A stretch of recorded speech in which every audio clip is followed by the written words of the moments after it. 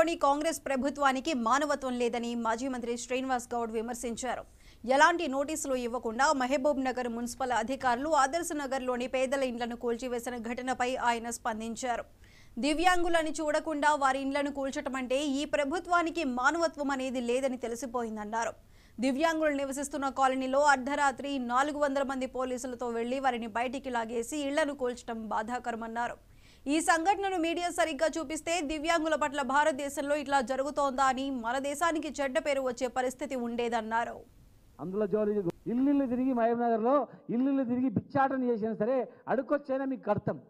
ఇంత డబ్బులు అవుతాయి, ఇంత ప్రజాధనము, ఇంత మార్కెట్ వాల్యూ ఉందంటే చెప్పండి, అడుక్కొచ్చైనా మీకు ఆ పైసలు ఇస్తాం. కానీ దయచేసి ఆ పని మాత్రం చేయకండి. ఇది చివరిది ఉండాలి. ఇది తెలంగాణ మహబూబ్ నగర్ కాదు, తెలంగాణలో ఎక్కడ జరిగినా మేము వస్తుంది.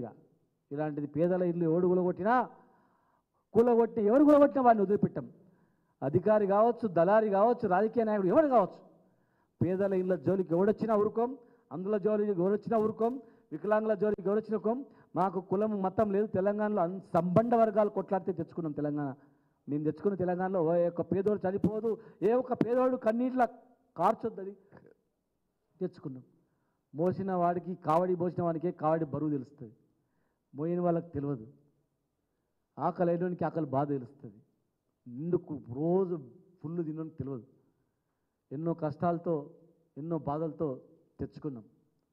కనుక దయచేసి దీన్ని ఒక మానవీయ కోణంలో ఆలోచన చేసి పక్కా మోడల్ కాలనీగా ఒక కాలనీ గులగొట్టిన తర్వాత బ్రహ్మాండంగా మోడల్ కాలనీ కట్టించిండ్రు.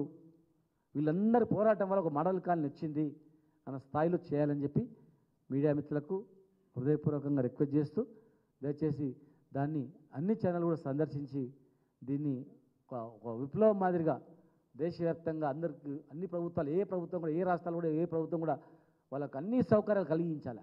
ముందే అన్ని ఎక్కడ అందులో ఉంటారో పేదవాళ్ళు ఫస్ట్ ప్రిఫరెన్స్, ఈ దేశంలో ఫస్ట్ ప్రిఫరెన్స్ అందులకు వికలాంగులకు ఇండ్లు కట్టించి అవన్నీ జీరో అయిపోయిన తర్వాత నెక్స్ట్, లేదంటే వాళ్ళకు 50% కోటా పెట్టి 50% కోటాలో పూర్తి కళ్ళు కనపడకుండా, తిండి లేకుండా రోడ్ల మీద తిరిగే వాళ్ళు, పేదవాళ్ళు, ఏ చిన్న అంగుళం భూమి లేనటువంటి వాళ్ళకు ముందు ఇండ్లు కట్టించి వాళ్ళకు పునరావాసం ఏర్పాటు చేయాలని, 50% ఇండ్లు మొత్తం అందులోకి వికలాంగులకు ఇవ్వాలని, మిగతా 50% అన్ని కులాలు ఉన్నటువంటి పేదలకు ఇచ్చేటట్లు చట్టం తీసుకురాని మిమ్మల్ని హర్షిస్తారు. మంచి పనులు చేస్తే ప్రభుత్వం కడుపులో పెట్టుకుంటారు, దుర్మార్గాలు చేస్తే ఖచ్చితంగా దుర్మార్గానికి సమయం వచ్చినప్పుడు ఖచ్చితంగా అంతా చేస్తారని చెప్పి మీ అందరి ద్వారా మరొకసారి రిక్వెస్ట్ చేస్తూ థ్యాంక్ యూ. ఇల్లు తిరిగి మహబూబ్ నగర్లో ఇల్లు తిరిగి బిచ్చాటన చేసినా సరే అడుక్కొచ్చైనా మీకు కడతాం.